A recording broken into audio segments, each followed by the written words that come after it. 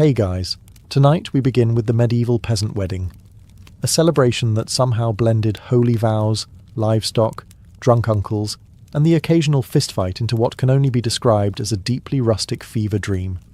So before you get comfortable, take a moment to like the video and subscribe, but only if you genuinely enjoy what I do here.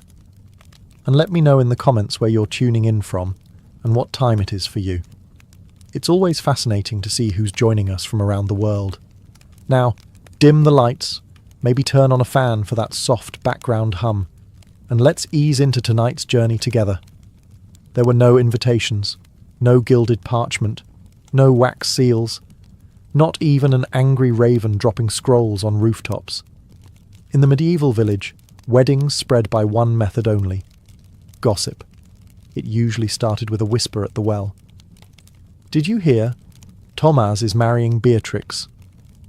A day later, it reached the baker, who told the miller, who told the midwife, who told literally everyone she passed, whether they cared or not. By nightfall, even the sheep knew someone was getting married. The priest, notably, was always the last to find out. There was no such thing as being uninvited. If you were alive and within walking distance, you went. Not because you were particularly close to the couple, but because weddings meant food, and drink, and maybe a fistfight if things got festive. The bride and groom didn't draw up guest lists. They had no control over who came. You could end up with 10 people or half the county. That's just how it worked. More people meant more gifts, which in peasant economics translated to possibly getting an extra chicken or sack of turnips. Valuable stuff if you're living on gruel. Of course, you had to plan for guests showing up, but you also had to plan for guests not showing up. Some might be dead, some might be drunk, some might just forget. One guy was still harvesting barley and didn't notice the entire wedding happened without him. Because let's be clear, time was flexible.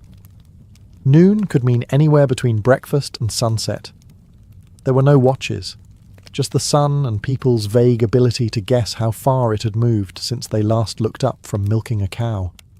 The bride and groom weren't fussed about seating charts or name cards. You sat wherever your behind landed, log, stone or haystack. And if the pig had already claimed your seat, well, too bad. The pig stays. In the medieval peasant world, formal wear was more of a suggestion than a standard. Fashion in this context wasn't about trends or elegance. It was about not being naked and maybe brushing the straw out of your hair. The bride did her best. She wore her nicest dress, which, to be fair, probably wasn't white. White fabric was impractical, expensive, and a magnet for every farm animal within a 2-mile radius. Instead, she wore brown, or grey, or off-grey, which had once been white before 3 harvests, and a sheep-related incident happened to it. She might weave a crown from wildflowers if it was spring, or ribbon from something vaguely decorative, like an old curtain or someone's spare belt. She didn't expect to look like a queen. She just hoped to look like someone who hadn't been digging onions all morning. The groom, meanwhile, tried to look respectable. He might wash his tunic. He might comb his hair, assuming he still had some. If he had shoes, they went on. If not, barefoot it was. Calloused feet were considered rustic, not rude. And if he smelled vaguely like pig, well, so did everyone. Hygiene was relative. Soap existed, but not the kind you'd want near your eyes. Bathing was done seasonally, or when it rained. So most guests didn't arrive sparkling clean. They arrived recognisably human. That was enough. Accessories were rare but meaningful. A belt with an extra pouch. Stylish. A hat with feathers. Bold. A tooth still in place. Luxury. No one owned jewellery unless it was stolen or passed down from a great-grandmother who had once kissed a merchant. Children arrived smeared in mud, proudly displaying whatever insect or twig they'd found on the way. Old men wore the same wool cloak they wore every day. Old women, wrapped in layers, cast judgmental glances at everyone, muttering, "When I got married," under their breath. But no one cared if your hem was frayed or your sleeves didn't match. This wasn't a fashion show. This was a rare break from labour, a communal moment of joy. And if you arrived with both your boots and your teeth, you were practically nobility. The wedding venue was wherever there was space and fewer than 5 pigs. Ideally, it was the churchyard. Not in the church, that was reserved for noble weddings and high-maintenance saints. Peasants made do with what they had, which often meant exchanging vows next to a grave, under a tree, or beside a chicken coop that doubled as a bandstand. Grass was a luxury. Most of the time, the ground was either dry and cracked, or soggy and full of surprise holes. If it had rained recently, and it usually had, the entire ceremony took place on a patch of churned-up mud, generously seasoned with manure. Guests arrived wearing their wedding boots, which were just their regular boots but with a resigned expression. There were no chairs, no bunting, no altar made from reclaimed oak. People stood, or squatted, or leaned against fences that creaked ominously. Sometimes someone brought a bench, and the elders claimed it immediately like royalty, without a throne. Everyone else just tried not to fall into a ditch. The decorations? Nature. Mostly weeds. If someone hung a few flowers or ribbons around a fence post, it was considered Martha Stewart-level ambition. The rest of the setting was filled in by animals, dogs sniffing everything, chickens absolutely underfoot, and the occasional confused goat photobombing the betrothal. And then there were the smells. Pigs in the next field. Sheep nearby. The faint but persistent scent of cabbage stew simmering in someone's pot. Combined with sweat and ale breath, it was less a wedding ambiance and more a medieval cologne sampler. But still, people showed up. Because setting didn't matter. This was a rare break from the grind of survival. The wedding could be held in a puddle surrounded by compost, and it would still be better than weeding barley all day. By the time the bride and groom stood before the priest, most of the guests were already itchy, sunburned, or 3 cups of ale into the celebration. Which was fine, because the ceremony itself wasn't exactly a Shakespearean affair. It was short. It was awkward. And if the priest had somewhere to be afterward, it was even shorter. For medieval peasants, marriage wasn't about flowers, rings, or tearful vows. It was mostly about contractual clarity. The church, by the 12th century, had begun to insist on a priest's involvement, but truth be told, many couples considered themselves married the moment they declared their consent in front of witnesses. I take you as mine, and you take me as yours. That was the gist. Romantic, in a highly practical, tax-liable way. Some ceremonies included a blessing and a few Latin mutterings. Most didn't involve kissing, not because of modesty, but because no one was eager to put their mouth on someone else's mouth after 6 days without soap. The priest might cross himself, say a prayer, and then rush off to his next task, like helping dig a grave or yelling at a goose. The church had range. There were no rings unless someone found a bent copper trinket or inherited a questionable family heirloom. Some couples exchanged small tokens, cloth, a knife, or a coin, to seal the deal. Others just shook hands and hoped no one backed out before sundown. Consent was the key. Both parties had to agree, out loud, and in front of others. If the bride said nothing and looked like she might bolt, the priest technically had to delay things. But often, a stern glance from a parent or a reminder of dowries already exchanged moved things along. Fast. And that was it. No organ music.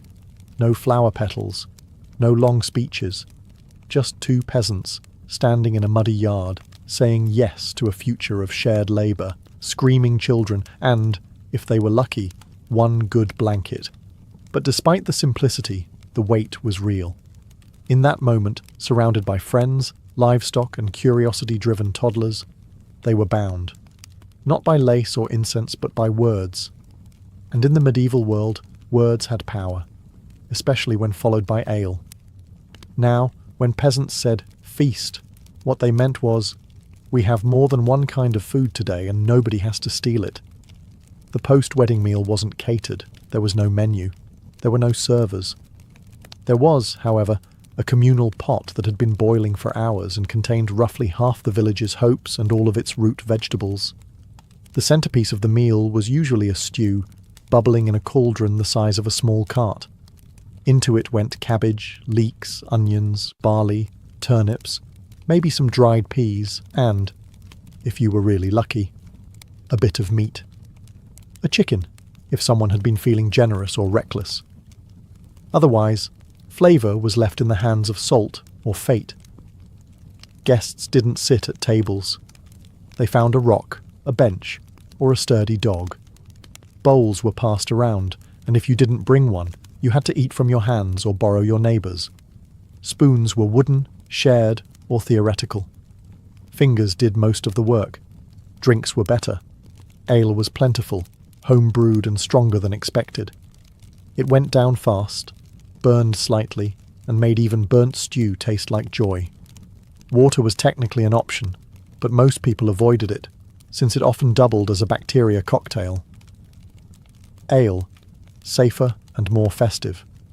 Bread, when available, was dense enough to stun a pig. It was either fresh and sour, or old and sharp enough to qualify as a weapon.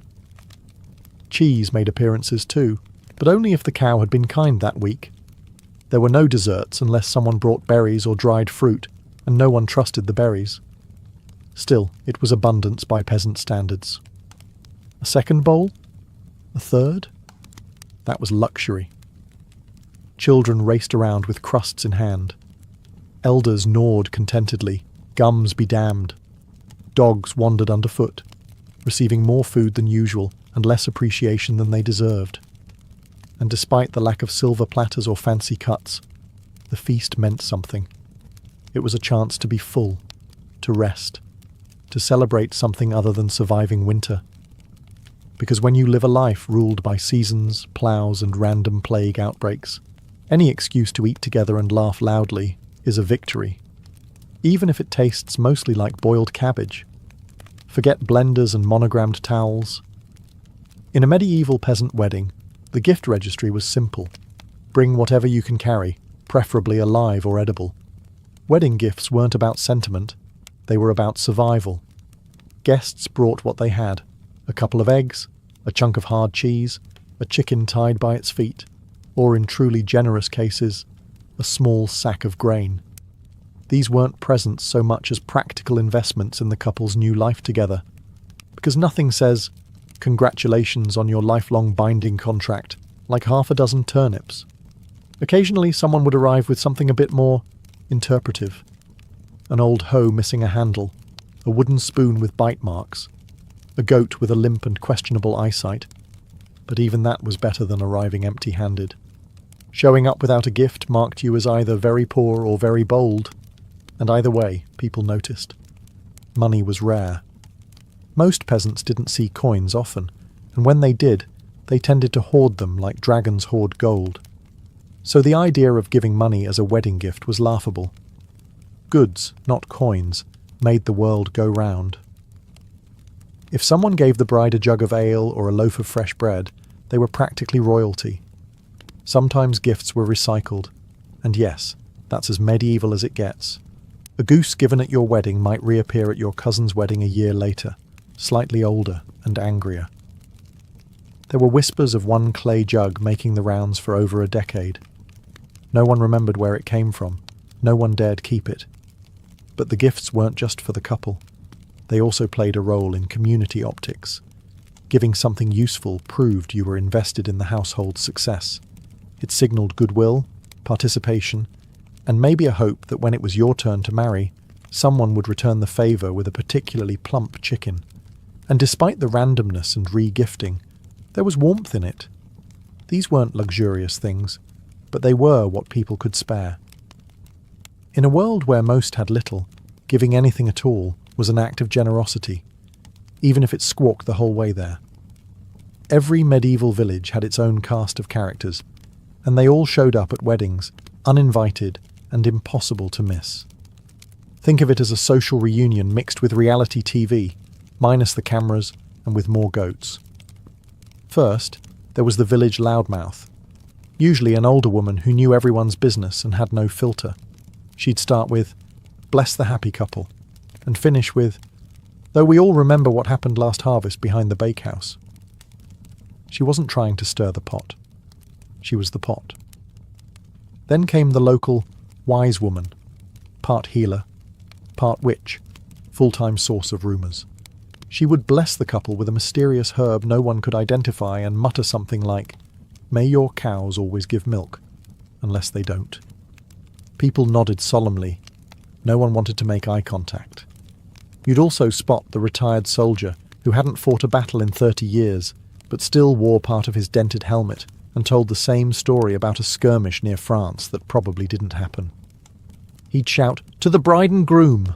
and immediately fall over. And of course the drunk uncle. Every village had one. Red-nosed, overly affectionate, and prone to yelling, "Love is war," while trying to dance with someone's grandmother. He'd gift a bent spoon or a suspiciously light jug of ale. Still, it was tradition. But beyond the personalities, the real engine of the wedding was gossip. Weddings were ideal breeding grounds for juicy whispers. Who showed up late? Who looked too cosy with the shepherd? Who brought a gift that looked suspiciously like the one they got last year? Nothing escaped notice. If the bride's dress had a stain, someone had an entire theory. If the groom looked pale, someone declared he'd been hexed. The talk started during the ceremony and would ripple out for weeks, woven into bread lines, passed between milk buckets, and baked into the village's collective memory. And honestly, people lived for it. Life was hard. Gossip was free. If you've ever been to a wedding where no one hired a babysitter, now imagine that, but with more mud, fewer teeth, and absolutely zero supervision. That's a medieval peasant wedding. Children were everywhere, not politely sitting, not carefully nibbling bread. No. They were tearing through the gathering like feral squirrels on a sugar high, fueled by stolen crusts and pure chaos. And no one stopped them. Not because adults didn't care, but because they were busy, eating, drinking, avoiding eye contact with their in-laws. In the absence of structured play or toys, kids got creative. They raced sticks down puddles, threw mud balls at chickens, dared each other to touch the priest's donkey. They used turnips as projectiles and haystacks as crash mats. At least one child always ended up in the stew pot, not in it, thankfully, but close enough to raise questions. Toddlers toddled directly into the ceremony. Babies were strapped to hips or simply plopped onto the ground like satchels. A child would cry every 5 minutes, either because they tripped, were bitten by another child, or had their only snack stolen by a passing dog. No one panicked. This was normal. The bride and groom often ignored the madness. Occasionally, the bride would grab a toddler by the collar mid-vow and hand them off to someone with, "Here, yours now." The child, unfazed, would simply scurry off like a tiny medieval gremlin. Sometimes there was a group of older kids, self-declared supervisors, who lorded over the little ones with all the compassion of tiny landlords. "No, you can't sit there." "Yes, we're allowed to take your bread." Lord of the Flies meets dirt and bad hygiene. In truth, weddings were some of the only times children were allowed, even encouraged, to be completely wild. It was understood. Let them burn off steam, while the adults did the same. If they didn't come back covered in scratches, bruises, and someone else's breadcrumbs, were they even at a wedding? By the end of the day, most children were passed out in hay piles, sticky and exhausted. A few had acquired minor injuries, but no one was surprised either. In the grand tradition of medieval peasant weddings, music was less organised performance and more whatever sound someone could coax out of an object. If you were lucky, a local with a fiddle showed up. If you were very lucky, he knew more than one tune. The most common musician was that one guy, every village had one, who claimed he could play something. A flute, a pipe, a badly tuned lute with 3 strings and 1 dream. Sometimes the instrument was improvised. A pot lid and a stick, 2 jugs, or just enthusiastic whistling through missing teeth. If no one brought an instrument, well, congratulations. You now had a choir of ale-soaked uncles belting the one wedding song they all kind of remembered. The lyrics were vague, slightly inappropriate, and repeated until someone passed out or forgot the words, whichever came first. Drums, when present, were anything that made noise when hit. Buckets, barrels. One time, a well-fed goose in a sack.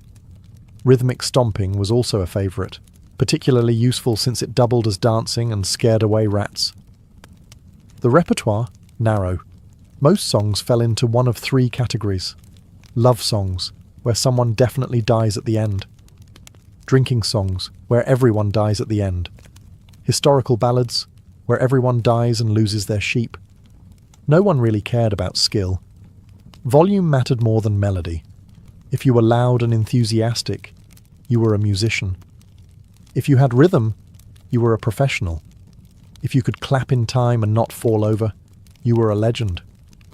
Children often joined in, adding high-pitched screeches to the mix. Dogs barked along. Occasionally, a rooster would try to solo. It was chaos, and yet, somehow, it worked. The soundscape was clumsy, off-key, occasionally alarming, but it filled the air with joy, or at least with noise, and that was enough.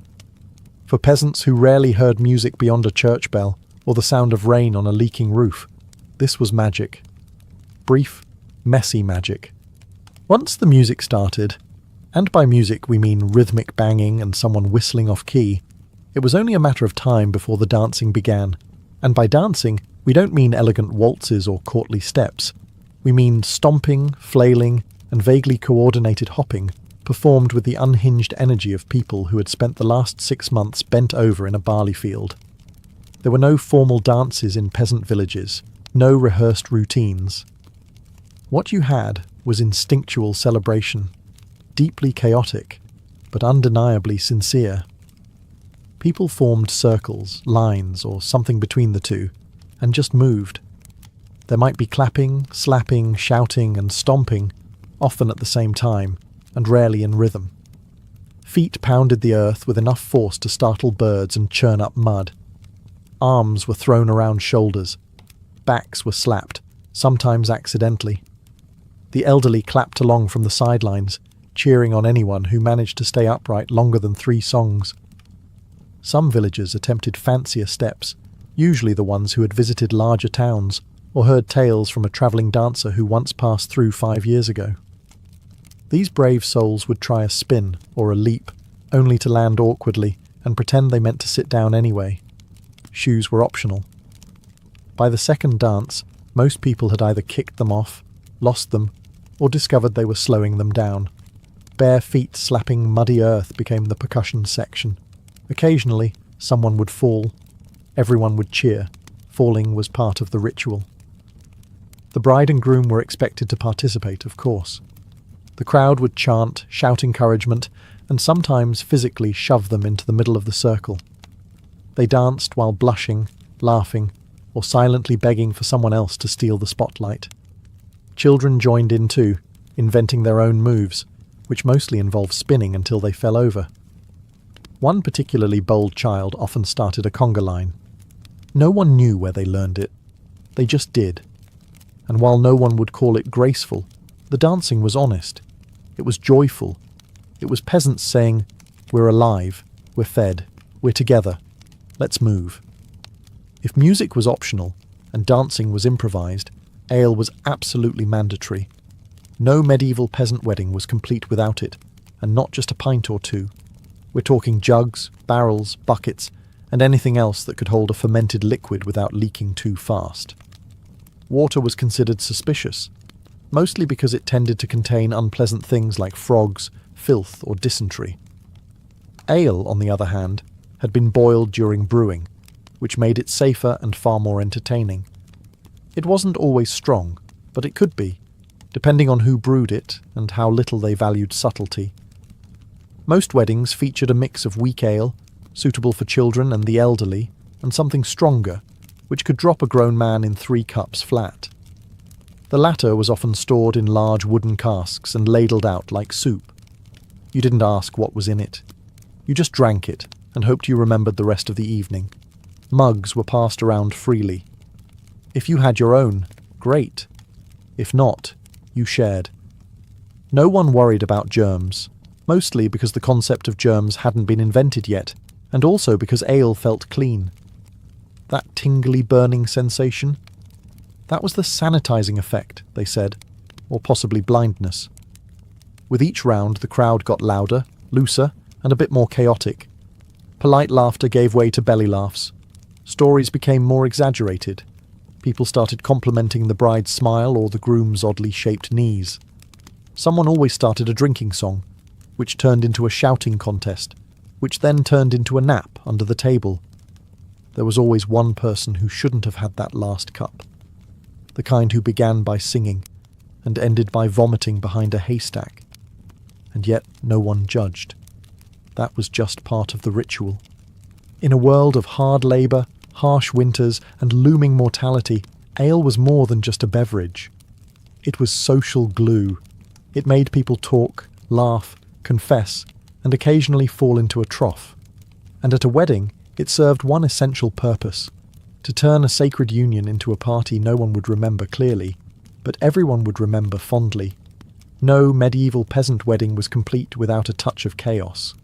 Not necessarily planned chaos, but the kind that simmers under the surface until someone's elbow nudges the wrong jug, or someone else flirts with the wrong cousin. Let's start with the flirtations. Weddings were matchmaking gold mines. You had music, drink, food, technically, and a field full of eligible peasants who had spent the past several months covered in mud and despair. A wedding offered the rare chance to see someone without soot on their face. It was basically medieval speed dating. Glances were exchanged. Flowers were awkwardly offered. A few brave souls attempted poetry, which usually involved rhyming hay with May, and quickly losing their nerve. The dance floor was prime flirting territory, though most moves involved tripping into someone and pretending it was romantic. Of course, not all flirtations were welcome, and that's where the fights began. The most common triggers: someone danced too closely with someone else's intended. Someone spilled ale on a borrowed tunic. Someone insulted someone's goat. Again. The fights were rarely serious, mostly shoving, slurred shouting, and the occasional wrestling match in the mud that no one actually tried to break up. By the time it ended, both parties were usually too tired or too drunk to remember what they were arguing about. They'd shake hands, share a mug, and move on. Then there were the accidents. Weddings, plus livestock, plus ale, equals unpredictable results. Chickens were frequently stepped on. Children fell into barrels. Someone always tripped into the stew pot. Once, a goat got tangled in the bride's veil and dragged her 10 feet before anyone noticed. She was fine. The goat was applauded, but no one was surprised. Accidents were part of the fun. They gave the villagers stories to tell for years to come. Remember Thomas's wedding? When old Magda sat on the beehive? Instant legend. And while nobles had pristine banquets and rehearsed toasts, peasants had spilled ale, accidental kisses, and mild head injuries, and somehow that felt more genuine. At some point in every medieval peasant wedding, right after the fourth drinking song but before the goat stole the bread, someone would look around and ask the question, "Hey, where'd the bride and groom go?" Cue the knowing smirks, the raised eyebrows, the older aunties nudging each other and muttering things like, "Well, they didn't waste time." Because everyone knew exactly where the newlyweds were, or at least what they were doing. Consummation wasn't just tradition. It was legally important. In medieval Christian Europe, a marriage wasn't considered fully valid until it was, let's say, made official in the eyes of the Lord, and a sagging straw mattress. Technically, some weddings even had witnesses. A disturbing mix of custom and nosiness, though by the later Middle Ages, most villages wisely abandoned that part. The newlyweds usually slipped away to a barn, or a back room, or a hayloft someone had swept for the occasion. Privacy was relative. There were no locks, and curtains were a luxury. But the important thing was symbolic disappearance. The community understood. Let them vanish. Let them bond. Meanwhile, back at the feast, the party carried on. The absence of the couple didn't stop the dancing, or the ale, or the off-key singing. If anything, it gave people something to gossip about. How long do you think they'll be gone? Betty trips over his own boots. She looked like she knew what she was doing. Well, his mother said he's clumsy. When the couple eventually reappeared, flushed, rumpled, vaguely victorious, no one said anything out loud, but everyone looked. The groom got handshakes. The bride got proud nods and unsolicited advice from women who'd been married since the great turnip shortage of 1314. Some couples didn't return at all. They fell asleep in the hay or decided that right now was a good time to start that domestic bliss early. No one blamed them. After months of labour and years of waiting, they'd earned their brief escape from noise, mud, and neighbours who couldn't stop commenting. And while there were no honeymoons, that stolen hour of privacy was the closest thing they'd ever get. The morning after a medieval peasant wedding was less romantic sunrise and more hangover with livestock. Gone were the music, laughter, and frantic goat chasing. In their place, aching feet, empty jugs, and the slow communal realization that someone had definitely slept in a cabbage patch. Guests emerged from wherever they'd collapsed. Haystacks, under carts, inside sheds, or simply curled up next to the communal fire like large, snoring cats. Hair was matted. Tunics were muddy. One man was wearing someone else's cloak and didn't seem particularly eager to give it back. The feast table, if you could call it that, was now a war zone. Half-eaten loaves, spilled ale, an overturned stew pot, and the unmistakable presence of a chicken that had clearly been there all night. Someone found a single shoe in a tree. Someone else had acquired a dog. Children were already up, of course. Wide awake and sticky, dragging sticks and singing fragments of the wedding song with lyrics they'd invented. One toddler walked past proudly holding a goose egg, and no one knew where he got it. Or if the goose was okay, the bride and groom, likely still hiding. They'd resurface eventually, tousled, exhausted, and probably with straw in their hair, ready to begin a new life of shared chores, livestock maintenance, and mild existential dread. But on this morning, they were allowed to remain mythical figures. Those with stronger stomachs helped clean. Bread crusts were salvaged, mugs stacked, barrels rolled. Others simply sat on logs, holding their heads and muttering prayers for silence, strong tea, or time travel. The priest walked by with a suspiciously smug look. He hadn't partied. He remembered everything. And worse, he was ready to talk about it. Yet, despite the mess, no one complained. There was a quiet satisfaction in the aftermath. The wedding had happened. The couple was married. The village had come together, danced, eaten, bled a little, and survived. That was enough. When you picture a medieval wedding, it's tempting to imagine elegance, flower garlands, flowing gowns, sweet music wafting through the trees. And that might have happened somewhere. But for peasants, the real legacy of a wedding was much simpler. It was mud, laughter, bruised knees, boiled cabbage, and community. These weddings weren't about prestige. They weren't spectacles meant to impress. There were no photographers, no planners, no mood boards. What there was, and what mattered, was presence. The whole village came out, not just to witness the vows, but to participate in something rare: joy. Because medieval life for peasants wasn't just hard, it was relentless. Hunger, disease, taxes, bad weather, and the occasional armed noble crashing through your barley field. Joy was brief. Fun was suspect. But weddings were the exception, a communal pause in the chaos. A moment where dirt-stained hands held bread instead of tools, and voices sang instead of swearing at rocks. Even if the stew was bland, the ale ran out, or someone got kicked by a donkey, it didn't matter. What mattered was that the village gathered to say, "These two people now face the world together. Let's all shout and spill things in their honour." And so the legacy of the peasant wedding wasn't captured in stained glass or chronicled in illuminated manuscripts. It lived on in stories told over bread fires, in the song hummed during the next harvest, in the smile between a couple sharing stew months later, now with calloused hands and shared debt. It was in the mud-streaked joy, the the goose-related injuries, the whispered gossip that somehow became legend. It was real, it was messy, and it belonged to the people. And if the world ended tomorrow, as it occasionally tried to do in the Middle Ages, the villagers would at least have this memory. A day when life felt lighter, when no one worked, and when two people said yes to each other while chickens clucked disapprovingly nearby. Before the wine was poured or the lyre was plucked, there were rules. Lots of them. Despite the chaos and laughter later in the night, the Greek symposium was not some mindless frat party. It was ritualized, exclusive, and, strangely, sacred. You didn't just show up and start drinking. No, that would have been barbaric. First you had to be invited. The host, known as the symposiarch, carefully curated the guest list. This was an all-male affair, freeborn men only. Slaves? They served. Women?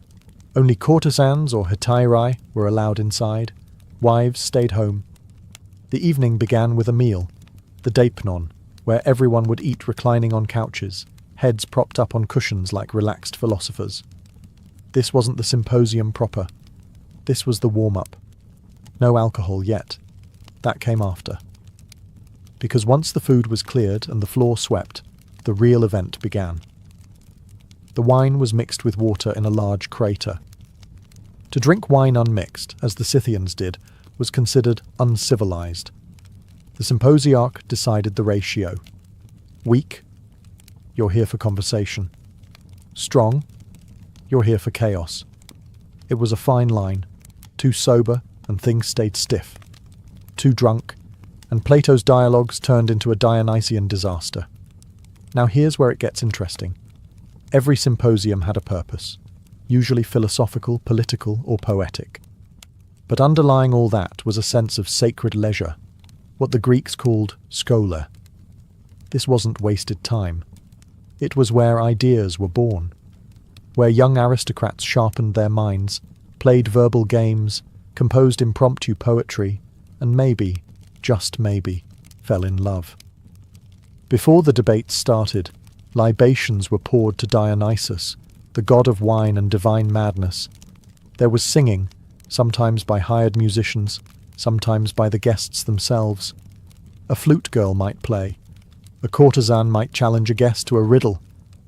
But everything was structured. The wine passed clockwise. Each round came with a toast. Drinking too fast was frowned upon. Getting sloppy was shameful. The ideal guest? Witty, graceful, and just drunk enough to tell the truth beautifully. In the end, the symposium was a performance, a place where men proved their intellect as much as their tolerance for wine. It was a dance between reason and indulgence, and if you broke the rules, you weren't just embarrassing yourself, you were insulting the very spirit of the gathering. The physical setting of a symposium was no accident. It was a stage for both mind and body to perform. The event typically took place in a specially designed room in the Greek household called the andron, reserved solely for men. It was a square space lined with couches, or clenae, each wide enough for a man to recline on his side while propped up on one elbow. The centre was left open, perfect for servants to pour wine, dancers to perform, or for the occasional impromptu game involving tossing wine lees at a target. Yes, they had drinking games too. Light came from flickering oil lamps, and the air was thick with the scent of burning incense, roasted meats, and the occasional perfume worn by courtesans. It was intimate, sensual, and designed to lower inhibitions without erasing the intellect. The couches were arranged in a circle, encouraging eye contact, verbal sparring, and shared laughter.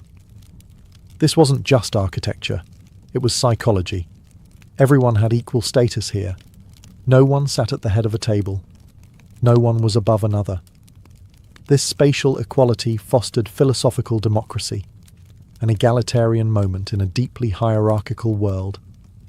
The mood could shift dramatically depending on the host and the mix of guests. Some symposia were political strategy sessions disguised as drinking parties. Others devolved into singing contests and naked dancing. And some like the one described in Plato's Symposium, were lofty, abstract, and almost religious in tone. But they all began in the same place, with a shared space, a shared drink, and a shared sense that something important was about to happen. Even the decor mattered. Walls were often adorned with mythological paintings, Hercules feasting with the gods, Dionysus leading his drunken revelers, satyrs chasing nymphs. These were not just pretty images, they were reminders of the thin veil between civilization and ecstatic chaos. They whispered, "This is play, but it's sacred play." And let's not forget the wine itself. Served in decorated cups, kailikes, these often had erotic or comic scenes painted at the bottom, slowly revealed as the drinker emptied his cup. The moment of draining your drink came with a laugh, a blush, or a clever comment, depending on who was watching. At the heart of many symposia was a dynamic that still baffles and fascinates modern minds, the paiderastia relationship between an older man, the Erastes, and a younger male beloved, the Eromenos. This wasn't just tolerated, it was idealized. The older man was the teacher, the lover, the sponsor of intellect and refinement. The younger man, usually a teenage boy of aristocratic birth, was the student and the object of admiration. And the symposium was their theatre. This bond wasn't purely carnal, at least not in theory. It was supposed to be about virtue, discipline, and the passing down of knowledge and moral character. But that didn't stop the air in the symposium from becoming charged with erotic tension. The older men would use clever wordplay and recited poetry to woo the beautiful youths reclining beside them. Compliments were expected. Groping was frowned upon. The key was restraint. It proved control, dignity, and the seriousness of one's intent. The beloved, meanwhile, was expected to resist, at least publicly. His virtue lay in how well he could deflect advances with grace and wit. A boy who gave in too easily lost social value. A boy who refused everyone forever risked seeming cold or arrogant. The ideal Eromenos kept everyone guessing. He blushed, he deflected, he teased, and above all, he listened. He was expected to absorb not just affection, but wisdom. Now, not every guest engaged in these dynamics. Married men were supposed to behave. But let's be honest, many didn't. Courtesans and heterae were allowed to offer physical pleasure, but the boys were meant to offer something higher. Inspiration. They were the muses of the male elite. Their youth reminded older men of fleeting beauty, of time's cruel advance, of why philosophy mattered in the first place. Plato famously used a symposium to explore the nature of love itself, eros as a ladder, beginning with physical attraction and rising toward divine contemplation. But that lofty climb began, quite literally, on a couch beside a beautiful boy. The intimacy of the setting made it possible to speak of the soul without embarrassment, to admit longing without shame. Wine was not just a beverage at the symposium, it was the fuel, the compass, and the test. But the Greeks didn't drink the way we do today. To them, consuming wine unmixed with water was considered the mark of a savage. The ideal Greek drinker diluted his wine with at least 3 parts water. Why? Because wine was not meant to overwhelm, it was meant to loosen the tongue without dulling the mind. The central crater, a large mixing vessel, sat in the middle of the room like an altar. The symposiarch, often elected for the evening, decided the wine-to-water ratio. He wielded great power. A strong mix meant a wild night. A weak one signalled a night of poetry and discourse. It was a delicate balance. Too sober, and the evening dragged. Too drunk, and you might vomit on your neighbour's sandals and earn eternal shame. Each guest was given a cup, often beautifully painted, and the wine was ladled out in rounds. It flowed clockwise, with each man taking a sip before passing it on. But it wasn't just about drinking. It was about rhythm. Each round came with a toast, a song, a witty remark. Wine invited vulnerability, creativity, and occasionally madness. The Greeks believed Dionysus, god of wine, could inspire both divine insight and complete insanity, depending on how much you poured. And pour they did, but not without purpose. There was an art to pacing oneself. A truly respectable guest could drink several rounds, trade clever jabs, recite Homer, and still sit upright. Losing control? That was for barbarians. In fact, the symposium was partly a training ground, to show that a real man could enjoy pleasure and still govern himself. Self-control, even in intoxication, was a virtue. That said, not all guests adhered to the ideal. The drunk who danced naked, knocked over the lyre player, or mistook the serving boy for a satyr became the subject of ridicule for years. Stories of symposium disasters were passed around like cautionary tales. But on the flip side, the slightly tipsy philosopher who spoke beautifully on the nature of justice or love might be remembered for eternity. Not every moment at a symposium was philosophical pondering. When the wine flowed and minds loosened, the Greeks turned to games and music, deliberate, structured amusements that revealed a man's spirit, cleverness, and social finesse. A symposium wasn't just a place for intellectual showmanship, it was a playground for performance. One of the most popular games was Kota Boss, a bizarre and surprisingly elegant pastime. Guests would flick the dregs of their wine at a target, often a saucer balanced on a stand or floating in a bowl of water, trying to knock it over with a well-aimed splash. Success wasn't just about skill, it was symbolic. Men often called out the name of a lover while launching their wine, a cheeky blend of flirtation and athleticism. Hit the mark? The gods approved your passion? Miss? Well, maybe you weren't worthy of her, or him. Music was ever present. A hired flute girl, olatrice, might play haunting tunes to accompany a toast or dance between courses. Sometimes she danced herself, swirling in rhythm with the rising heat of the evening. But the guests didn't just listen. They performed. Reciting Homer, improvising erotic poetry, or singing drinking songs was not optional. It was expected. A man who couldn't carry a tune or deliver a clever verse was silently judged, even pitied. But the real performance was verbal. Witty banter, sympathetic conversation, was an art form. Verbal duels tested memory, wordplay, philosophical knowledge, and charm.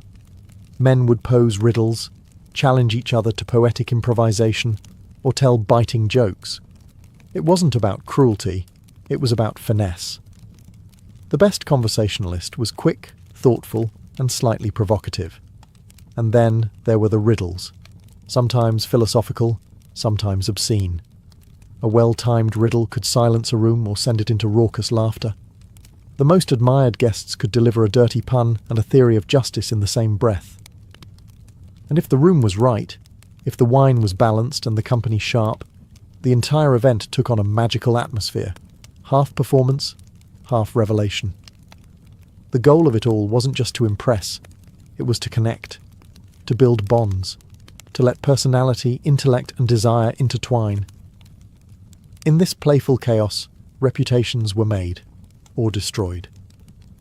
Because in the Greek symposium, you weren't just judged by what you thought, but by how cleverly you could say it while half drunk and draped in a tunic. While Greek wives stayed behind closed doors, barred from the intellectual and sensual world of the symposium, another kind of woman moved freely through the flickering lamplight. Hetairai. These high-class courtesans were not mere entertainers or sex workers. They were educated, witty, and trained in music, conversation, and seduction. They weren't just present at the symposium, they were vital to it. A hetaira could recite poetry, sing alongside the lyre, debate philosophical ideas, and outflirt even the cleverest aristocrat. Unlike most Greek women, she was not confined to the household. She could own property, attend parties, and even accumulate wealth. Some became legendary, like Aspasia, the famed partner of Pericles, who was rumoured to have taught rhetoric to Athens' greatest minds. But make no mistake, their position was complex. They walked a thin line between celebrated and scorned. Revered for their intellect and charm, They were also objects of lust and satire. Still, in the wine-soaked world of the symposium, the hetaira was often the only woman who could speak freely and be heard. Their presence changed the dynamic. With them, the evening was no longer just a boys' club of philosophy and flirting. It became a charged, unpredictable dance of power and performance. A well-placed remark from a hetaira could deflate a man's ego or spark a debate that lasted all night. They were conversational warriors, trained to challenge, tease, and occasionally humiliate. Eroticism was always in the air, but it wasn't always consummated. The flirtation, the tension, that was the point. Some heterae were lovers, others remained distant, using allure as leverage. They played by their own rules, often using their beauty and wit to climb socially or manipulate political alliances. For many men, these women represented a fantasy: female companionship without domestic duty, sensuality without obedience, intellect without inhibition. They were free in a way that Greek wives could never be, and that made them both intoxicating and dangerous. In a room designed for male pleasure, the heterae were a reminder that true control was never fully in male hands. They could ruin a joke, redirect a debate, or inspire a poem that would be remembered for generations. In a culture obsessed with power and performance, they were masters of both. While the symposium had its fair share of games, flirtation, and poetic excess, its greatest legacy may be intellectual. Beneath the laughter and rising intoxication, something remarkable happened. Serious thought took root. These were not mere drinking parties. They were laboratories of the mind. Somewhere between the third cup of wine and the last riddle, the guests often launched into debates that would shape Western philosophy forever. The most famous example, of course, is Plato's Symposium, a fictionalized account of a real gathering where Socrates, Alcibiades, Aristophanes, and others explored the nature of love. But this wasn't an isolated event. Across Greece, especially in Athens, symposiums were known as places where ideas collided. Public issues, metaphysics, morality, and human desire were all on the menu. These debates weren't lectures, they were battles of logic, of wit, of emotional conviction. The setting mattered. Wine lowered defences, humour softened blows, and the intimate space gave permission for vulnerability. You could challenge a man's view on justice, his belief in the gods, or even his sexual preferences, and if you were clever enough, earn his respect. One of the central themes was eros, erotic love, not just in the carnal sense, but as a philosophical force. Socrates, through Plato, described love as a ladder. It starts with physical attraction, rises through appreciation of beauty, and culminates in the contemplation of the eternal form of beauty itself. That idea? It was born at a symposium, but other topics came up too. What is virtue? What makes a man wise? Can the soul be immortal? Is pleasure a good in itself, or merely a distraction? These were not academic questions. They were urgent, personal, and delivered in between sips of spiced wine. It's no coincidence that many of the great thinkers of Greece, Socrates, Plato, Xenophon, frequented symposia. These events were incubators of thought. They offered a rare combination: leisure, intellect, sensuality, and challenge. And unlike public forums, the symposium allowed for nuance. You could speak freely, revise your opinions mid-sentence, or offer an idea half-formed and see where it went. For all their intellectual ambition and poetic charm, symposia could, and often did, spiral into chaos. While philosophers dreamed of truth and beauty, reality had a habit of barging in, wine-soaked and staggering. The symposium's tightrope walk between order and indulgence didn't always end well, and when it failed spectacularly. Take Alcibiades, for example, the handsome, brilliant, and deeply scandalous Athenian statesman. He famously crashed the symposium in Plato's dialogue, already drunk, crowned with ivy like Dionysus himself. Instead of offering a sober reflection on love, he gave a wildly personal and sexually charged speech about Socrates. It was funny, emotional, and borderline inappropriate. The line between admiration and desire blurred, and what was meant to be a noble evening turned into an unfiltered outpouring of drunken obsession. But Alcibiades' antics weren't just awkward, they were prophetic. He would go on to betray Athens, flee to Sparta, switch sides again, and die in exile. His love of wine, performance, and recklessness mirrored the dark side of the symposium culture. Charm without restraint, brilliance without ethics. And he wasn't alone. Many political scandals had their roots in symposia. Gossip spread quickly. Who flirted too boldly? Who got too drunk? Who insulted a guest or blasphemed a god in the haze of wine? It was all noted, whispered, and weaponized.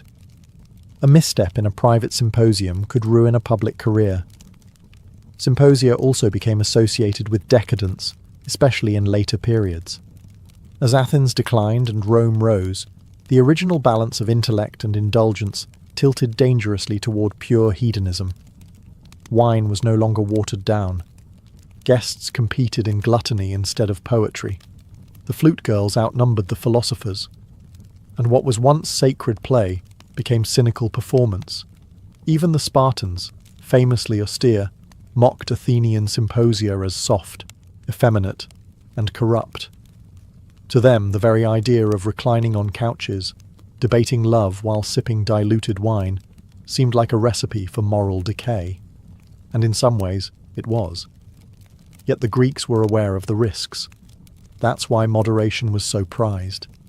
A man who could keep his dignity while drunk, charm without seducing, and argue without humiliating was the true hero of the symposium. Long after the last crater was emptied and the last lyre note faded, the Greek symposium left behind something far more enduring than a hangover. A legacy of intellectual culture that still shapes how we think, talk, and connect today. What began as a structured drinking party became one of history's most unlikely engines of philosophy, art, and social development. The symposium offered a radical idea, especially for its time, that leisure wasn't merely idleness. It was sacred space. Schola, the Greek word for leisure, is the root of our word school. That's no accident. The symposium turned leisure into a crucible for learning. It proved that wisdom didn't have to come from temples or classrooms alone. It could emerge amid wine, laughter, flirtation, and flame-lit debate.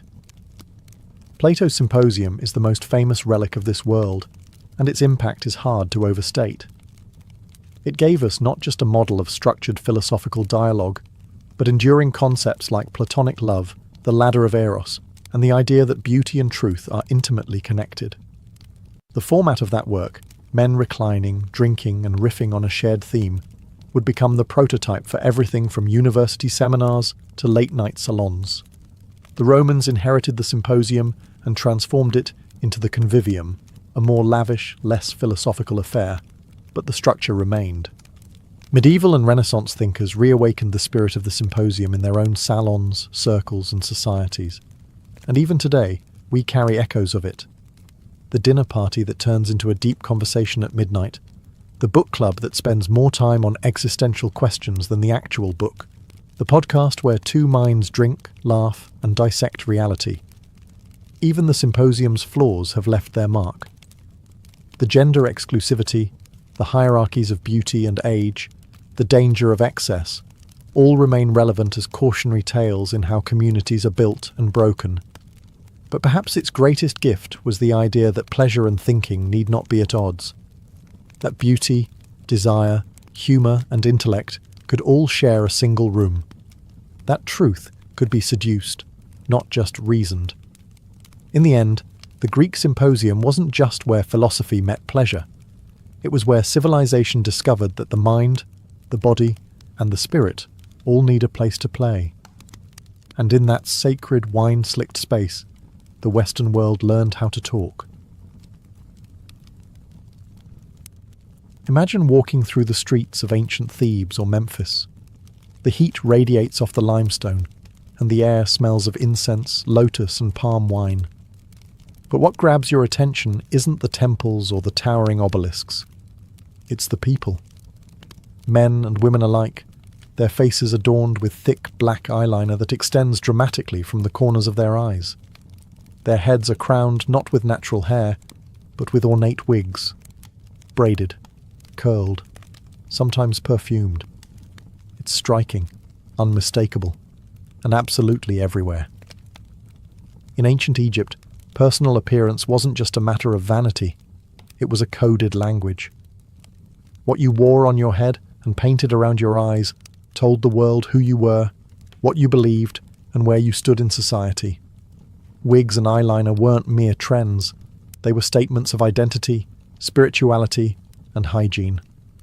Eyeliner, made from a dark green pigment called malachite, or the more famous coal from galena, a black lead sulfide, was applied with careful precision. The look was bold, but not just for beauty. It was believed to protect the eyes from harsh sunlight, much like how athletes today use black grease. More importantly, it had deep spiritual and medicinal significance. The ancient Egyptians believed the pigment protected against evil spirits and infections, especially from the Nile's ever-present flies and bacteria. This wasn't superstition alone. Modern science has confirmed that lead-based coal may have had antimicrobial properties. So yes, your eyeliner could save your life. As for the wigs, they were more than fashionable headpieces. Hair was shaved regularly to maintain cleanliness and prevent lice. Wigs were worn daily by elites and on special occasions by commoners. The material varied: wool, plant fibre, or human hair, and so did the complexity. Some were simple plaits, others towering structures of curls, beads, and even gold ornaments. A well-made wig was expensive and a symbol of wealth, much like a tailored suit or luxury handbag today. Together, the wig and the eyeliner created a persona, controlled, composed, and sacred. To appear in public without them, especially in the upper classes, would be unthinkable. It wasn't just about looking good. It was about being civilized, clean, protected, and in harmony with the gods. To ancient Egyptians, kohl wasn't just makeup. It was protection, identity, and even a kind of prayer. Both men and women, rich and poor, lined their eyes with bold strokes of black, stretching the pigment out toward the temples in elegant, sweeping arcs. And they didn't do it because it looked cool, though it absolutely did. They did it because the eyes were sacred. The ancient word for eye makeup was mesdeme, and applying it was an almost ritual act. The most common formula was made from galena, a dark grey mineral ground into fine powder and mixed with oils or animal fat. Applied with a stick, it formed that iconic black eyeliner that defined Egyptian faces for centuries. But there was more to it than aesthetics. Galena was thought to repel illness and misfortune. It wasn't just paint, it was magic. Why the obsession with the eyes? Because in Egyptian mythology, the eye had power. The eye of Horus, one of the most enduring symbols of protection and royal authority, represented healing and wholeness. To line one's eyes with kohl was to invoke this protective symbol, to spiritually and physically shield oneself from harm, and protection was no small matter in the ancient world. The Nile, while the giver of life, also brought disease and pests, flies, dust, bacteria. These were everyday concerns. Kohl may have acted as an early form of sunscreen and an antimicrobial barrier. Archaeologists even found that the lead salts in kohl stimulated nitric oxide production in the skin, which helps the immune system. So, in a very real sense, it healed while it decorated. But the use of kohl wasn't the same for everyone. The wealthy had access to finely milled galena and decorative applicators made from ivory or polished wood. Poorer citizens might use simpler versions or crushed charcoal. But the impulse to adorn and protect the eyes transcended class. Even labourers could be found with lined eyes, their own form of everyday sacredness. Interestingly, the act of painting one's eyes was deeply sensual, and not just in the modern cosmetic sense. It was intimate. To prepare your eyes for the world meant preparing your soul. It was a connection to the divine, the hygienic, and the erotic, all traced along the lash line. In ancient Egypt, your hair, or more precisely your wig, told people everything they needed to know about you. who you were, how clean you were, how rich you were, how close to the gods you stood. Wigs weren't just vanity, they were status, practicality, and ritual, all woven into a single elegant headpiece. Let's start with the basics. Most Egyptians shaved their heads. The reasons were practical and cultural. In the sweltering Egyptian climate, real hair was hot, sweaty, and a magnet for lice. Shaving it off was cleaner, cooler, and far more comfortable. But walking around bald didn't exactly scream elegant. So, enter the wig. Wigs were usually worn by the elite, pharaohs, priests, and wealthy nobles, but even middle-class citizens had simpler versions. They were made from a variety of materials depending on your social standing. The richest Egyptians commissioned wigs made from human hair, sometimes mixed with plant fibres or sheep's wool to add volume and structure. These wigs could be styled with elaborate curls, tight braids, or layered plaits, often set with beeswax and perfumed cones of scented fat that slowly melted into the scalp as the day wore on. In a word, luxurious. The shapes and styles were also statements. A short, geometric bob might indicate a formal occasion, while long cascading locks with golden beads screamed royal power. High-ranking priests often wore specific styles associated with their temple duties, and children, even royal ones, were sometimes depicted with the famous side lock of youth, often shaved clean, except for one ornate braid. But wigs were more than just aesthetic armour. They were deeply symbolic. To cover one's head was to signify control, purity, and divine alignment. Priests shaved completely before entering temples, but would don wigs when performing outside rituals, highlighting the difference between spiritual sanctity and public presentation. Over time, wigs became heirlooms, passed down or buried with their owners. A fine wig might be placed carefully in a tomb, its strands still holding their form after thousands of years. Some mummies have even been found with wigs still in place, delicate braids and tight curls resting above a silent face, ready for the afterlife. If wigs were the crown, perfume cones were the halo. No look in ancient Egypt was complete without fragrance, literally worn on your head. These odd-looking blobs we see in Egyptian art, perched atop elaborately braided wigs. They weren't just artistic flourishes. They were perfume cones, solid mixtures of oils, fat and scent, meant to slowly melt and bathe the wearer in divine aroma. The cones were made from a base of animal fat or beeswax infused with myrrh, frankincense, lotus, or cinnamon. As the day went on and the desert sun beat down, the cones would soften, slowly releasing their scent.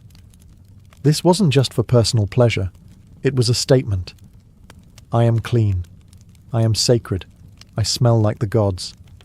Scent in Egypt wasn't a luxury, it was a moral good. Cleanliness was next to godliness, quite literally. The gods were believed to be fragrant, and temples burned incense daily to invite them in. To walk through a city smelling like lotus or frankincense wasn't just attractive, it was spiritually resonant. A perfumed person was a civilized person, a person in harmony with Ma'at, the Egyptian principle of cosmic balance and order. Perfume cones weren't just for special occasions either. While elite Egyptians wore them to banquets and ceremonies, the daily act of anointing the body with oils and fragrant balms was common practice among all classes. Labourers, after a day's work in the sun, would wash and oil themselves. It was part of being human, and part of being worthy. Wigs often had their own scent too. Some were stored with perfumed leaves or herbs braided directly into the strands. Others were refreshed with oils rubbed gently into the fibres. A wealthy Egyptian's hair didn't just look good, it smelled divine. And that smell signalled everything: status, piety, and erotic appeal. Interestingly, this attention to fragrance also had practical benefits. The melting cones acted as a moisturizer in Egypt's arid climate, protecting hair and scalp. They may have even repelled insects. Once again, beauty and function went hand in hand. One of the most striking features of ancient Egyptian beauty culture was its egalitarian approach to cosmetics. In a world where modern standards often assign makeup and grooming to women alone, ancient Egypt blurs the lines. Men wore eyeliner, women shaved their heads, everyone oiled their skin, perfumed their bodies, and wore wigs on special occasions. Beauty was not gendered, it was sacred, hygienic, and deeply social. A high-status Egyptian man might begin his day with a full-body wash, followed by anointing himself with scented oils. Then came the application of kohl. Yes, thick, black eyeliner, applied with a smooth hand to both upper and lower eyelids. The eyes were extended outward with that iconic line we still associate with pharaohs and gods. It wasn't vanity. It was identity. Women followed a similar ritual, though with even more complexity in hair and fragrance. The beauty standards for elite women were steep. Pale skin, elaborate wigs, painted lips using ochre or carmine, and wide, defined eyes. But here's the twist. These routines weren't about competing with other women or impressing men. They were about aligning oneself with the divine. After all, the gods themselves were depicted in full regalia, heavily adorned, beautified, radiant. Androgyny, in fact, played a powerful symbolic role in Egyptian iconography. The gods blurred gender roles constantly. Hathor, the goddess of beauty and fertility, was both motherly and erotic. Osiris, ruler of the underworld, was depicted with green skin, a fake beard, and makeup, hardly hypermasculine. Even pharaohs like Akhenaten were portrayed with curiously genderless features. Soft bellies, almond eyes, wide hips. This cultural acceptance of beautification across genders created a society where appearance was not just tolerated, it was expected. A man who didn't line his eyes or keep himself perfumed could be seen as lazy, uncivilized, or even irreligious. Personal grooming wasn't an indulgence, it was a duty. Even servants and labourers partook in the ritual, though with simpler materials. They might use soot instead of galena, plant oils instead of expensive perfume, linen wigs rather than human hair.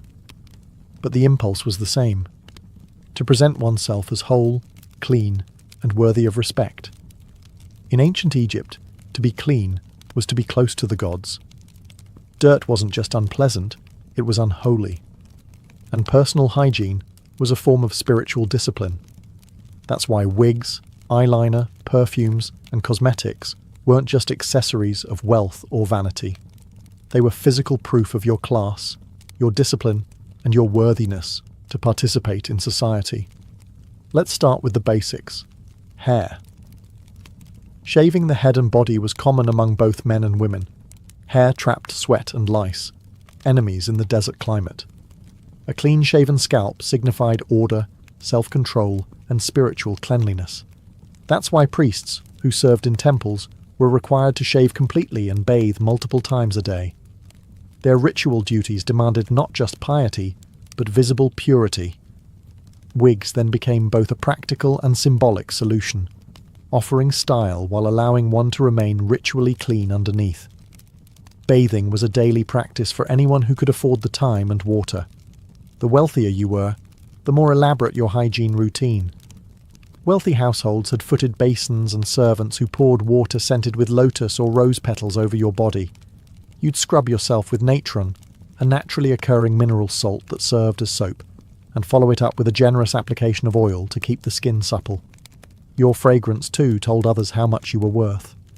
A cheap oil made from castor or moringa might get you through the day, but frankincense, cinnamon, or lotus oils, those marked you as someone of distinction.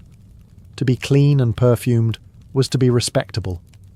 To be unwashed or smelly wasn't just a personal failing, it was a social scandal. And what about your eyeliner? The quality of your kohl, how finely it was ground, what minerals it used, and how artistically it was applied, was another visible marker of class. Sloppy lines or cheap materials would betray you immediately. A nobleman's kohl case might be made of ivory or alabaster. A labourer's, carved roughly from clay or wood. Clothing, too, reinforced these hygiene signals. Light, white linen was preferred. clean, breathable, and symbolic of purity. Stains or unwashed fabric suggested laziness or low status. In ancient Egypt, beauty wasn't just for the living, it followed you into the afterlife. The same kohl, wigs, and perfumes that signalled cleanliness, class, and devotion in daily life were carefully included in tombs to accompany the dead. Death, to the Egyptians, was not the end. It was a transition, and you were expected to look your best when meeting the gods. Tomb paintings and grave goods reveal just how deeply beauty rituals were tied to funerary practices. Elite mummies were buried with jars of cosmetics, coal pots, wig boxes, mirrors, scented oils, and even combs and razors. In some cases, the deceased was depicted on the coffin itself, with elaborately painted eyes and perfectly styled hair, often wearing a ceremonial wig adorned with gold or lapis. The message was clear. The soul should arrive in the next world clean, composed, and divine. Priests who prepared the body performed rituals that included cosmetic application. They painted the eyes with black lines, re-anointed the skin with oils, and sometimes even fitted the deceased with a wig before wrapping the body in linen. The intention was twofold: preserve the body and elevate the spirit. Beauty here wasn't just ceremonial, it was transformational. The opening of the mouth ceremony, one of the most vital rites for the dead, symbolically restored the senses, sight, smell, speech, to the departed soul. The beautifully lined eyes of the deceased were not merely symbolic. They were meant to see again in the afterlife. The perfume cones and sacred oils helped the spirit smell the sweet air of paradise, and the polished mirrors ensured the dead could admire their own perfected form for eternity. Even gods of death and protection were depicted as beautiful. Anubis, the jackal-headed embalmer, appears with black-lined eyes and sleek, idealized features. Isis and Nephthys, protectors of the dead, were always shown with perfect hair and divine cosmetics, models for both the living and the dying. For Egyptians, to be well-groomed in death was to show respect to the gods and signal readiness for rebirth. To decay, to stink, to appear unkempt. These weren't just physical failings, they were spiritual ones. Beneath the elegance of ancient Egyptian beauty, rituals lay a world of practical tools, well-crafted, ritualized, and surprisingly sophisticated. If you were an elite Egyptian preparing for a banquet, temple service, or your own burial, you didn't just slap on coal with your finger or run a comb through your hair blindly. You had a personal beauty kit, often as finely made and symbolically charged as any religious artifact. Let's start with mirrors. Made from polished copper or bronze, these handheld discs gleamed enough to reflect the face clearly, at least for those who could afford them. These mirrors often had ornate handles carved from wood, ivory, or faience, and shaped like gods, lotus stems, or protective deities. Gazing into one was not just about vanity, it was a reminder of order, symmetry, and divine harmony. Kohl applicators were another essential. These were not flimsy brushes but thin rods, sometimes carved from bone, ivory, or metal, designed to dip into stone or ceramic pots filled with powdered galena or malachite. The act of lining one's eyes with these tools was often meditative, precise, and done with great care. Some of these applicators were so treasured they were buried with their owners. Wig combs were flat, wide, and made from carved wood or ivory, designed to gently untangle the intricate braids and curls of elaborate wigs. Wealthier individuals had full grooming kits that included razors for shaving, tweezers for plucking stray hairs, and even scent jars designed to hold various fragrant balms. Some high-ranking women even had servants whose sole job was maintaining wigs and mixing personalized perfume blends. Cosmetic palettes, slabs of stone used to grind and mix pigments, were part of nearly every household.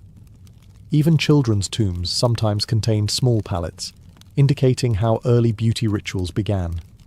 The famous Nama palette, one of Egypt's earliest archaeological finds, shows cosmetic tools already present at the dawn of Egyptian civilization, blending politics, ritual, and aesthetics into one stone.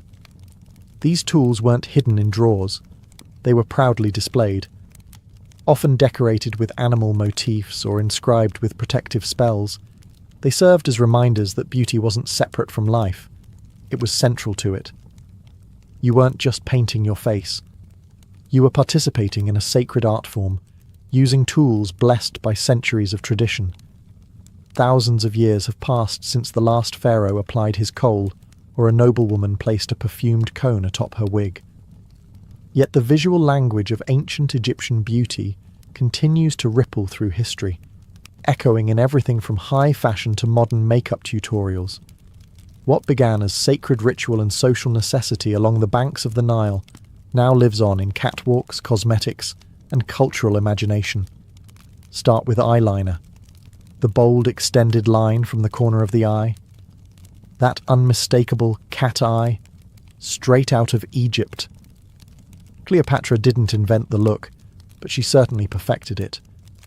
And her image, widely circulated in art and cinema, turned Egyptian eye makeup into a global symbol of allure, mystery, and power. Today's eyeliner trends, whether high fashion or everyday glam, still chase that same elongated, dramatic form born in the temples of Hathor and the tombs of queens.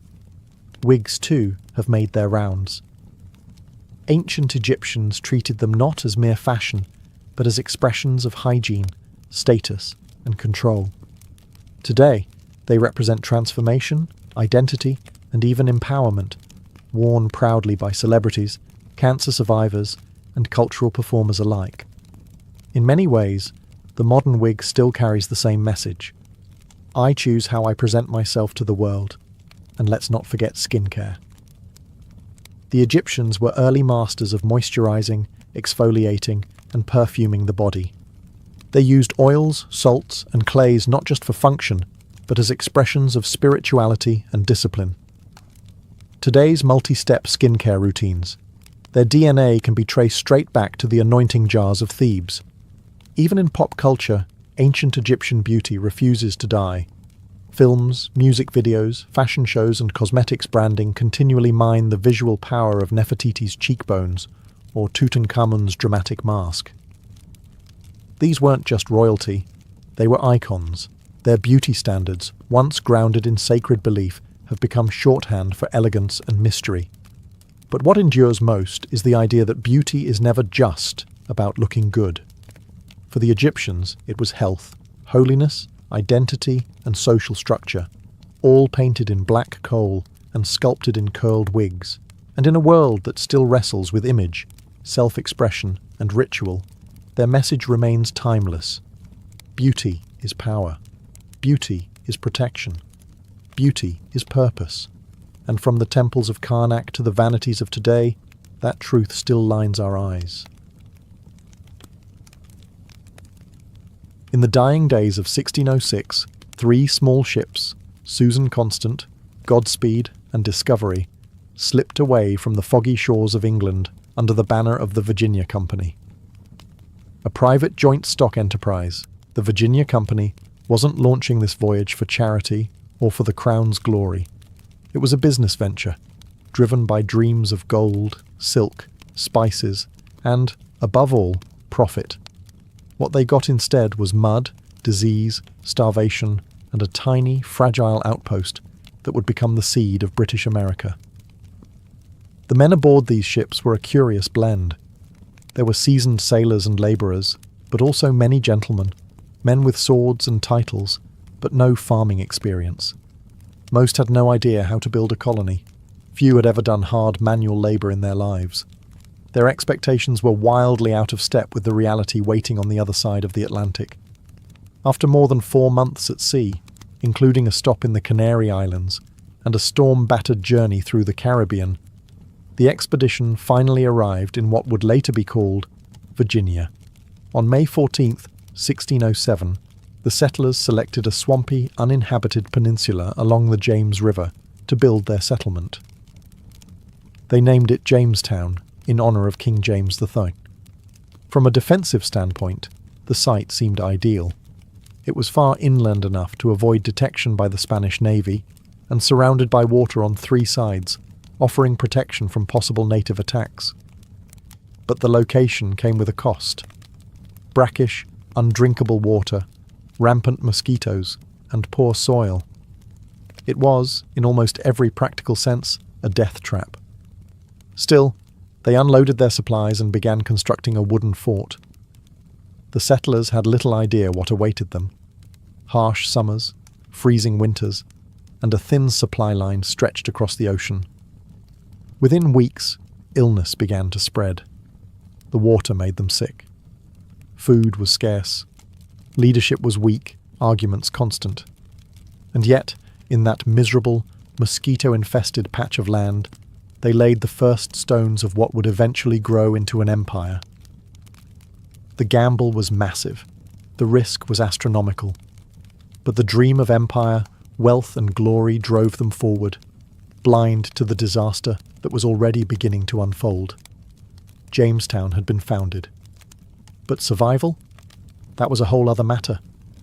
From the moment the settlers set foot on Jamestown's soil, death began its slow, relentless march. The land was lush with promise, but the reality turned cruel. The water was brackish, too salty to drink safely and too polluted to support life. Crops failed to grow in the sandy, marshy soil, and the men, mostly unused to hard labour, were not prepared to farm, fish, or hunt effectively. Within weeks, dysentery, typhoid, and malaria began to spread. Food supplies ran low almost immediately.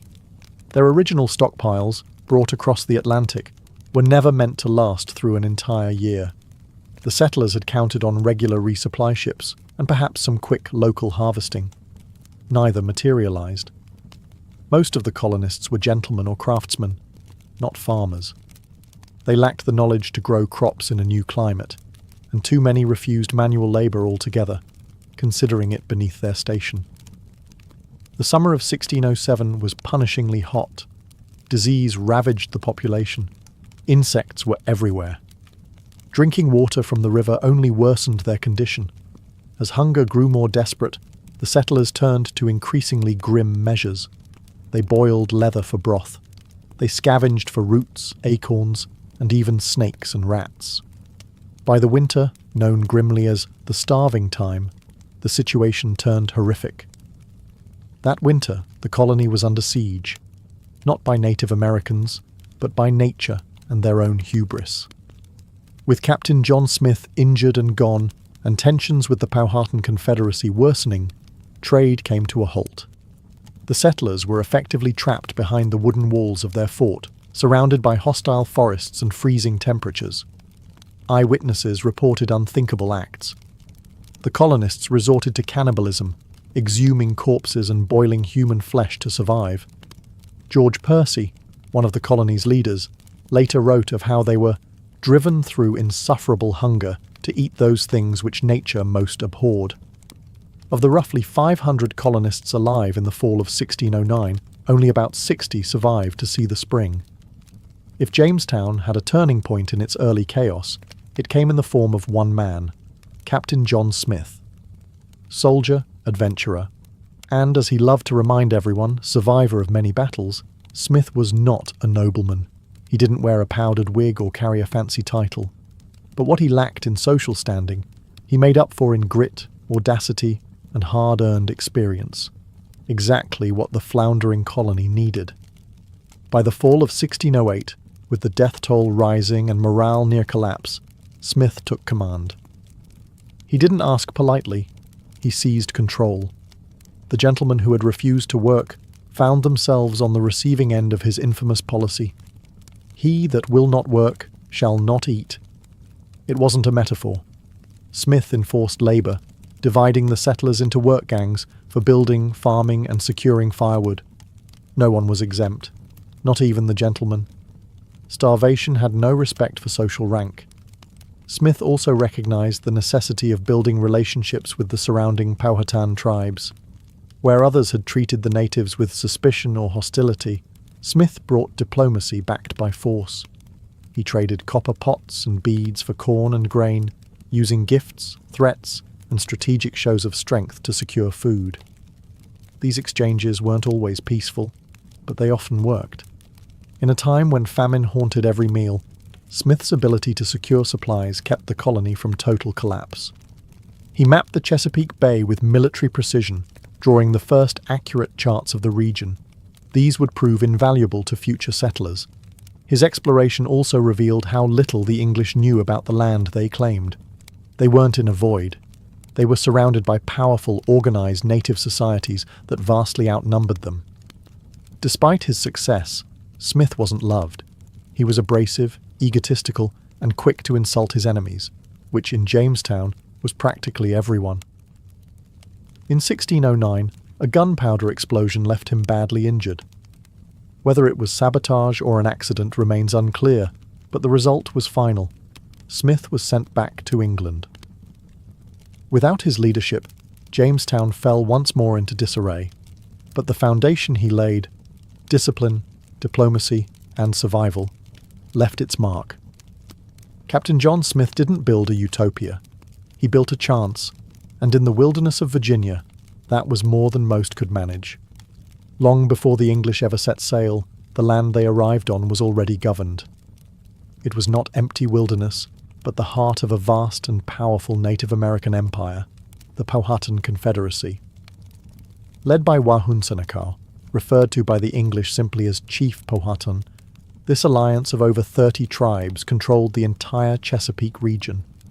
They had established villages, cultivated fields, trade networks, and a complex political system. The English were not pioneers, they were intruders. At first, Chief Powhatan saw an opportunity. The newcomers brought metal tools, beads, mirrors, and weapons, items the Powhatans valued.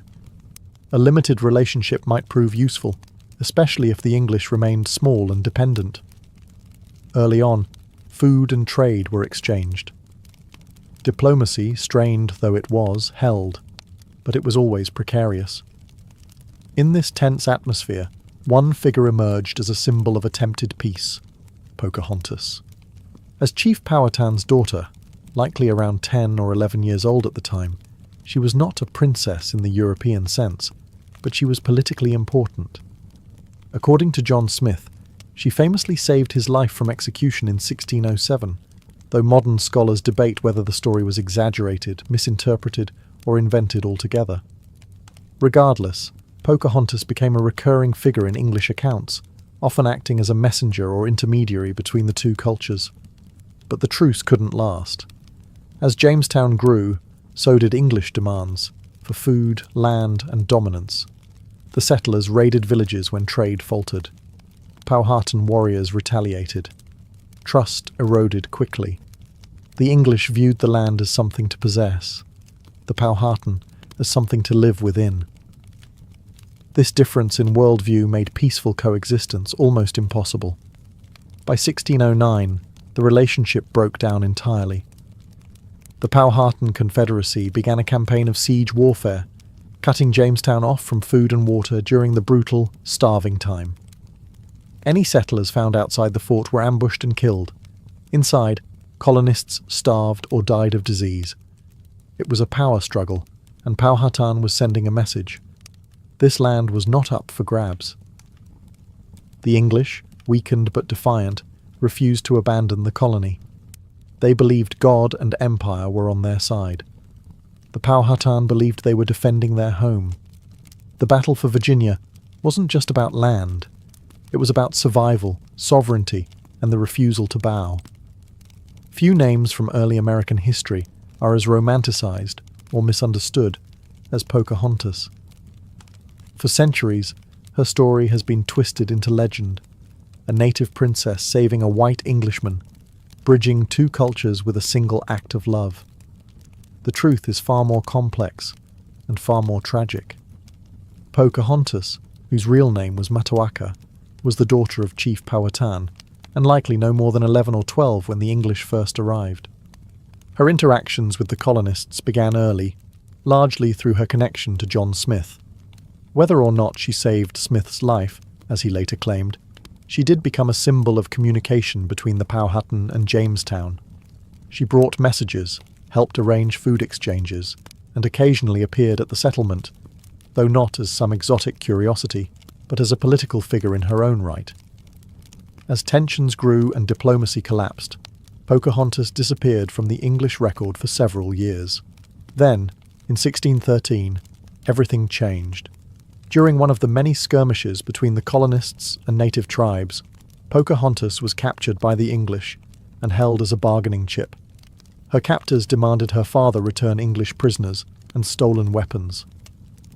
Chief Powhatan stalled. Pocahontas remained in captivity. During her imprisonment, Pocahontas converted to Christianity and was baptized as Rebecca. Some say she did so willingly. Others argue it was a coerced conversion. Either way, the transformation made her an ideal tool for colonial propaganda. She married John Rolfe, a tobacco planter, in 1614. Their union temporarily helped secure peace between the English and the Powhatan in what came to be known as the Peace of Pocahontas. But this was no fairy tale. Pocahontas never returned to live among her people. In 1616, she was taken to England as a living advertisement for the success of the Jamestown experiment. She was paraded before nobles and King James himself, dressed in English gowns, speaking their language, her identity overwritten by colonial ambition. In 1617, while preparing to return to Virginia, Pocahontas died suddenly, likely of illness. She was around 21.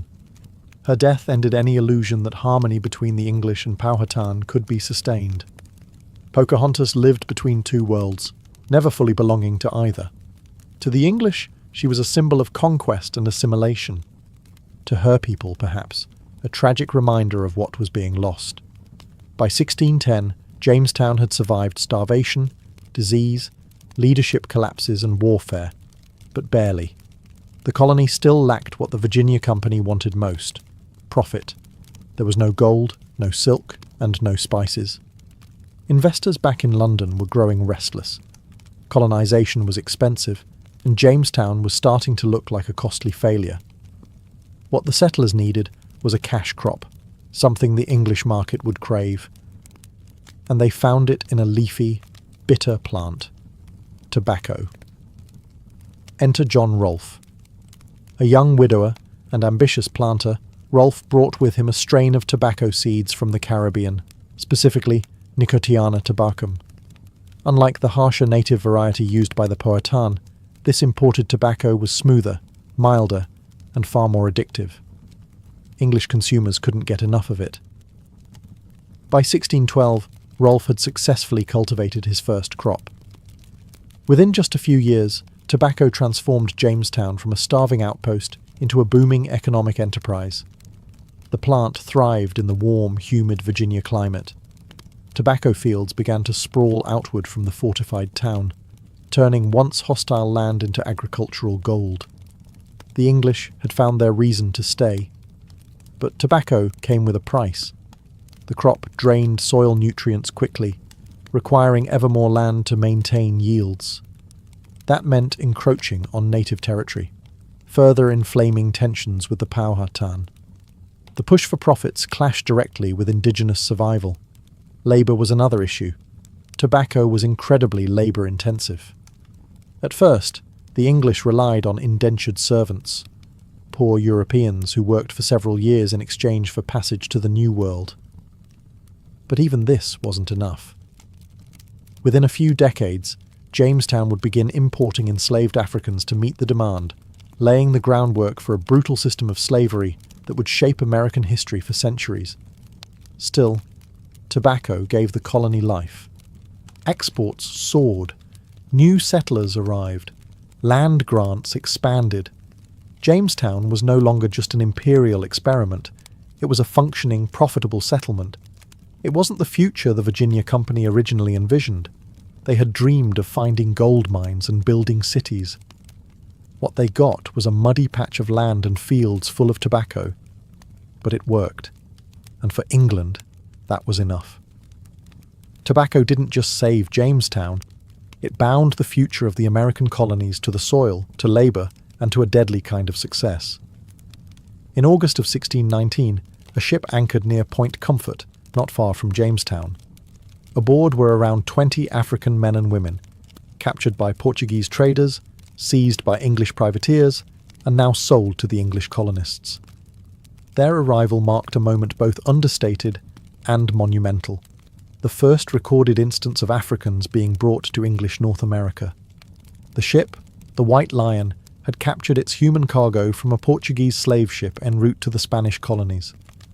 Once in Virginia, the Africans were exchanged for food and supplies. Official records described them as 20 and odd Negroes, and their exact legal status remains debated by historians. Were they slaves in the full sense? Or were they treated like indentured servants, expected to earn freedom over time? The truth is complex and ominous. Early records show that some Africans, like Anthony and Isabella, did gain freedom and even owned property. But as tobacco profits grew and labour needs increased, the lines between indentured servitude and racial slavery began to harden. What began ambiguously would, within a few decades, evolve into a rigid system of race-based chattel slavery. At first, these Africans joined a colony already dependent on forced labour. The fields of tobacco needed more hands than the English could provide. Indentured European labourers were dying of disease or fleeing into the frontier. The colonial economy was hungry, and African labour, perceived as more durable and less costly in the long term, offered a solution. The 1619 arrival is often considered a foundational moment in American history, not just for Jamestown, but for the nation that would emerge centuries later. It marked the beginning of a racial caste system that would shape laws, economies, and identities for generations. Yet at the time, it likely passed without fanfare. There were no speeches, no records of outrage, no sense of historical turning point. Just another transaction in a colony built on survival and profit. But the legacy was profound.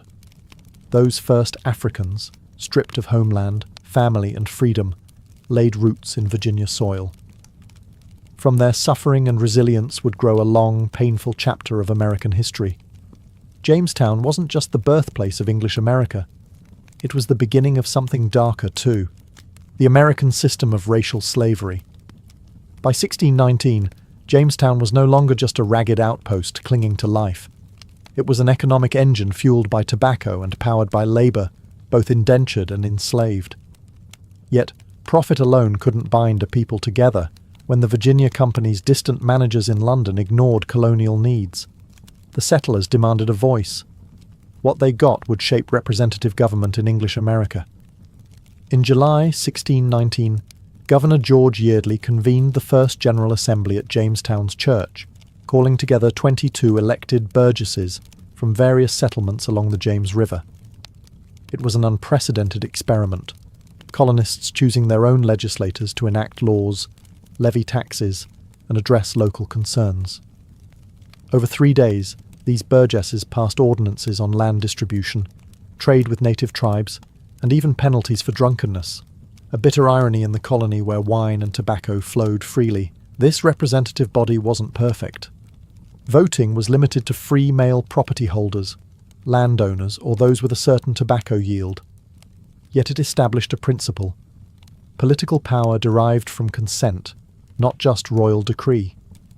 When new settlers objected to unfair taxes or arbitrary arrest, they appealed not to the company's distant directors, but to their elected burgesses. Jamestown residents now had a mechanism to protect their interests, if they could only keep it alive amid crises. Trouble arrived swiftly. English reinforcements failed to arrive in 1622, and the Powhatan Confederacy launched a coordinated attack that killed a quarter of the colony in a single morning. The General Assembly reconvened at Smith's Hundred, debating emergency measures for defence and welfare. They authorised militias, regulated trade licenses, and organised food stores. The Assembly became not just a legislative body, but a lifeline. Yet the Virginia Company's mismanagement persisted. Reports of misused funds, high mortality, and intermittent supplies angered King James I. In 1624, he dissolved the company's charter and proclaimed Virginia a royal colony. Jamestown's governor was now appointed by the Crown, but the General Assembly remained intact, an enduring legacy of 1619. Through charter collapse, deadly attacks, and economic turmoil, Jamestown's self-government proved its worth. The colony had transformed from a private venture into a political community, forging institutions that would outlast its cradle of mud and mosquitoes. As tobacco fields expanded and new settlers arrived, the idea that ordinary colonists could elect representatives became woven into the DNA of English America, a seed planted at a battered church in Jamestown, ready to bear fruit in the centuries to come.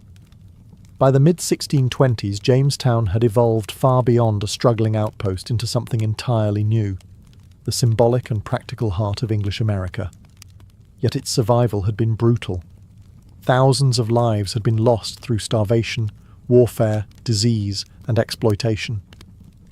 The settlement's resilience, however, set a pattern that would shape the future colonies, the United States itself, and the modern world. Jamestown established critical precedents, both good and troubling. Politically, it pioneered representative government in North America. The General Assembly, founded in 1619, gave settlers a direct voice in local laws and taxation, laying the groundwork for American democracy. It showed colonists they could govern themselves, not perfectly, but independently. When tensions eventually arose between colonies and the British Crown, it was this deeply rooted tradition of self-rule that would fuel the revolutionary spirit. Economically, Jamestown's tobacco success was equally influential, binding future American prosperity to agricultural exports. Tobacco cultivation sparked a plantation economy that demanded vast amounts of land and labour. This hunger for labour initially led to indentured servitude, but rapidly accelerated into the full-fledged system of racial slavery that would define the American South for centuries. Culturally, Jamestown left lasting imprints too. English traditions, laws, language, and religious practices spread from the muddy banks of the James River to settlements along the Atlantic coast and beyond. Yet it also fostered a culture of violence and racial division, embodied by conflicts with native peoples and the exploitation of enslaved Africans.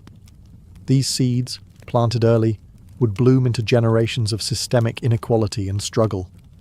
The Powhatan people paid perhaps the heaviest price.